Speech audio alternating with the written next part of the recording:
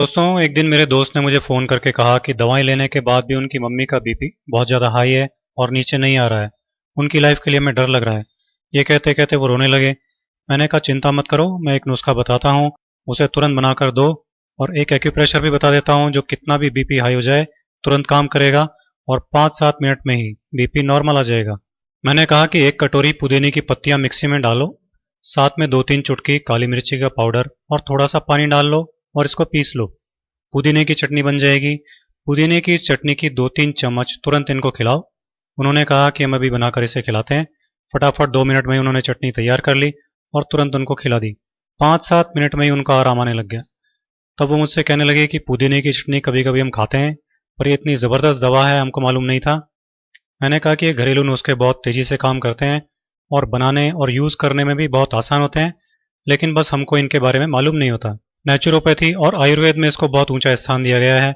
अब आप ऐसा करना कि अभी तो हर 2 घंटे से एक एक चम्मच ये पुदीने की चटनी को खिलाना और फिर कल से दोनों टाइम खाना खाने के साथ इसे खिलाना। इससे बीपी नॉर्मल रहेगा, बढ़ेगा नहीं। इससे पेट भी साफ रहेगा और गैस भी नहीं बनेगी, क्योंकि पेट की गड़बड़ी और गैस से भी कई बार बीपी हो जाता है। तो अगर इनको इसकी वजह से बीपी बढ़ रहा होगा तो वो प्रॉब्लम भी हमेशा के लिए ख़त्म हो जाएगी। मैंने उनसे कहा कि ज़रा कपड़े सुखाने की 4 चिमटियाँ ले आइए ताकि हाई बीपी का एक्यूप्रेशर भी कर दें। वो चिमटियाँ ले आए। मैंने एक चिमटी उनके बाएं हाथ की बीच की उंगली में लगा दी और दूसरी चिमटी उसी हाथ की सबसे छोटी उंगली में लगा दी। इसी तरह से तीसरी चिमटी उनके दाएं हाथ की बीच की उंगली में लगा दी और चौथी चिमटी दाएं हाथ की सबसे छोटी उंगली में इस तरह से लगा दी। मैंने उनसे कहा कि जैसे ही आपको अनईजी लगने लगे तो आप बता देना, इनको उतार देंगे। 5 मिनट बाद ही उन्होंने कहा कि अनईजी लग रहा है।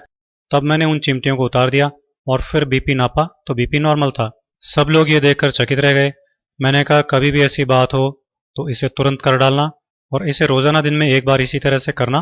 बीपी हमेशा नॉर्मल बना रहेगा, जान का खतरा भी नहीं रहेगा। सबकी आंखों में आंसू थे, लेकिन वो खुशी के आंसू थे, क्योंकि उनकी माँ की जान अब खतरे से बाहर थी। तो दोस्तों, आप भी हाई बीपी के इस बेहद आसान इलाज को यूज कीजिए, अपनी लाइफ सेव कीजिए और लाइफ बढ़ाइए। दोस्तों,